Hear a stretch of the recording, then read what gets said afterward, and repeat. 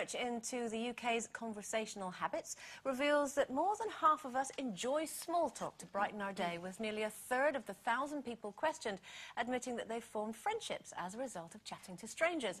Top conversation topics include transport delays, television, but some of the worst opening lines include, what about the weather?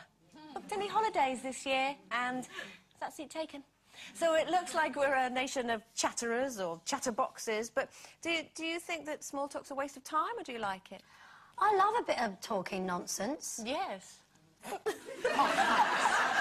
I mean, it's really, really nice to have a little chat about things that don't really matter, because sometimes, you know, the real stuff you don't always want to talk about. Yeah. And I mean, I'll talk to anyone, you know. I'm happy to have a chat with anyone at the supermarket, at the checkout, you know, because people often come up and chat to us.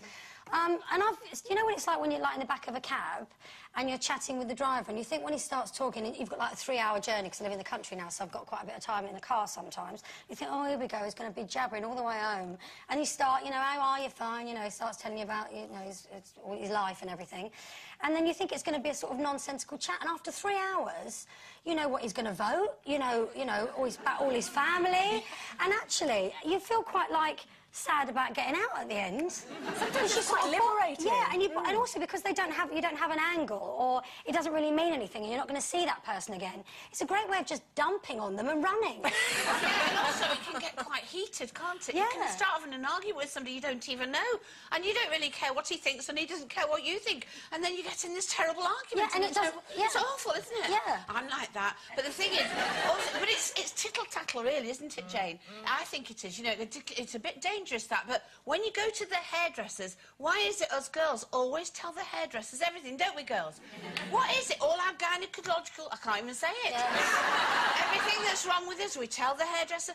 I think it's good to get things off your chest. The only thing with me is I tend to talk quite a lot, and so people sort of walk away in the end. Or maybe go to sleep.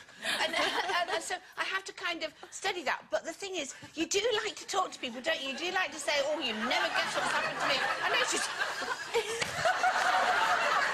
Very good. Very good. Marvellous, marvellous. Pausing for breath would be good. Well, you see that... yeah. What I do is I listen. So I'll say... Yeah, so if somebody asks me a direct question, I'll answer them, but very, very quickly, and say, but what's your slant on it? I've noticed you, because you're a cheeky monkey, aren't you? Because no, I'm not cheeky you monkey. are, because you get out of anybody knowing anything about this myth. Yes. And she gets everything out of you. Yeah, won't you? Well, that's nice, because I like to hear about everybody else. I'm not so bothered about... because lots of people know about us. So when there's a stranger in the car, I like to ask them mainly what they think, so then it takes the heat off you as well. Yeah. So if you don't want to be talking, I just say, oh, no, but what's your view on it? So, and also you can get some really interesting takes on life from people that you wouldn't necessarily always bump into. I was always quite shy of chatting to just anybody, just because I just thought, oh, I'm not very good at it. But since being with Steve, who will talk the hind legs off anyone, I've seen how much fun it is, and I love it. We have a good... I chat to people in the supermarket, I chat to people at bus stops, I'll chat to people in queues. You know, most of the time they're like Sherry, they're running away. But sometimes it is really fascinating. You can get a whole different perspective, and you kind of put your own life to one side for a bit. What starts off... It is therapeutic. It is, and what starts off small can be a massively important conversation at the end. Yeah. I find.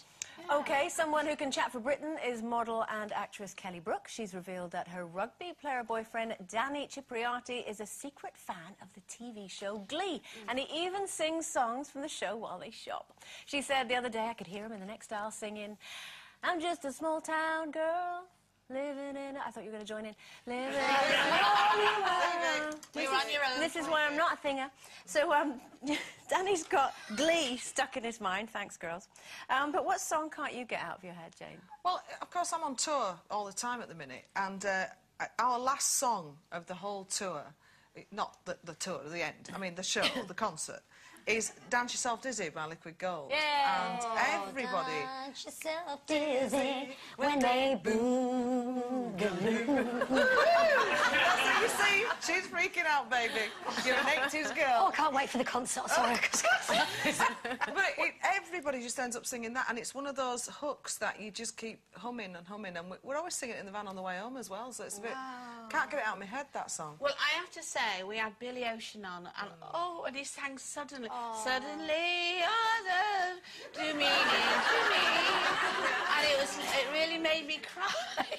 made me cry. And also the other one is, when the going gets tough, the tough get... Oh, thank you for playing the real one, so we didn't have to listen to Jerry. Brilliant. Can I just tell you something? For years, I thought he was saying go and get stuffed. I didn't know that it was when the going get... I used to sing merrily walking down the street, go and get stuffed. What I like to do sometimes as well is, you know, it's so easy to get a tune in your head. Like, we used to, when we were on the bill, when we were hanging around on set, we'd go up to someone we didn't like a really butch bloke or something, and go, I should be so lucky, lucky, lucky, lucky. And then you'd be going about 10 minutes later, I should be so lucky, lucky, lucky, lucky. Try it, it works. It's brilliant. It's called it. planting an earworm. Is it? Yeah, you do it and then run away. I must admit, I've just been, I know, sorry to still go on about it, but Michael Bublé, because I was there the other night with you, Jane. It was just, it was so lovely. Yeah. So I've been having Michael Bublé for the past. Actually, I've been... girl. Oh, I mean, it's not such a jolly song, but I've been looking for songs for my nan's funeral, and and they're songs rather than hymns, and one of them is a Dean Martin song, which is, I don't know if you remember it, you're nobody till somebody loves you. My nan and granddad used to sing it at a party, so I've been singing that, which has been lovely. I've enjoyed it. Has it helped? Yeah, it does, actually. I mean, there are 3 songs that I've chosen, and every one of them kind of reminds me of a time in my life with my nan, so... They're important, aren't they, songs? They are. They're more important than you think.